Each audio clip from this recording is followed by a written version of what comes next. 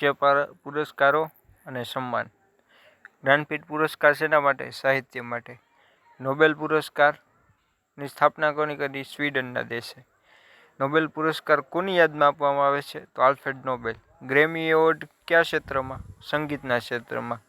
Norman બોરલોગ award કયા ક્ષેત્રમાં આપવામાં આવે? તો કૃષિ ક્ષેત્રમાં. રાષ્ટ્રીય એકતા પરની શ્રેષ્ઠ ફીચર ફિલ્મને કયા એવોર્ડ આપવામાં આવે છે? નરસિંહ દત્ત એવોર્ડ. રિપીટ. રાષ્ટ્રીય એકતા પરની શ્રેષ્ઠ ફીચર ફિલ્મને કયો award? Nargis Dutt. Ramon Magsaysay award કયા દેશ દ્વારા આપવામાં આવે છે? ફિલિપાઇન્સ. પુલિત્ઝર પુરસ્કાર કયા ક્ષેત્રે? પત્રકારત્વ ક્ષેત્રે. કલિંગ એવોર્ડ કોના માટે? વિજ્ઞાન માટે. વિજ્ઞાનને લોકપ્રિય હોય એના માટે. ગ્લોબલ 500 એવોર્ડ આપવામાં આવે છે કઈ સિદ્ધિઓ માટે? પર્યાવરણીય પ્રતિરક્ષા માટે. ધન્વંતરી એવોર્ડ તબીબી ક્ષેત્ર માટે. સરસ્વતી સન્માન ક્ષેત્ર સાહિત્યમાં. અર્જુન એવોર્ડ રમતગમતમાં. શાંતિ સ્વરૂપ ભટનાગર એવોર્ડ વિજ્ઞાનમાં.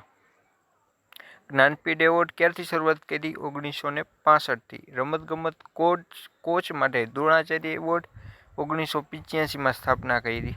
અને કેના માટે દેવાય? તો રમતગમતના કોચ માટે. Nobel price 1901માં. ભારત રત્ન અને અન્ય રાષ્ટ્રીય સન્માનની સ્થાપના ક્યારે? 1954માં. સીવી રમણે કયા વર્ષમાં નોબેલ પુરસ્કાર પ્રાપ્ત કર્યો?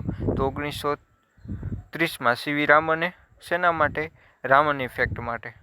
મેન બુકર પુરસ્કાર કયા દેશોના લેખકો ગણવામાં આવે છે? તો કોમનવેલ્થ અને આયર્લેન્ડના અંગ્રેજી લેખકો. Thank you.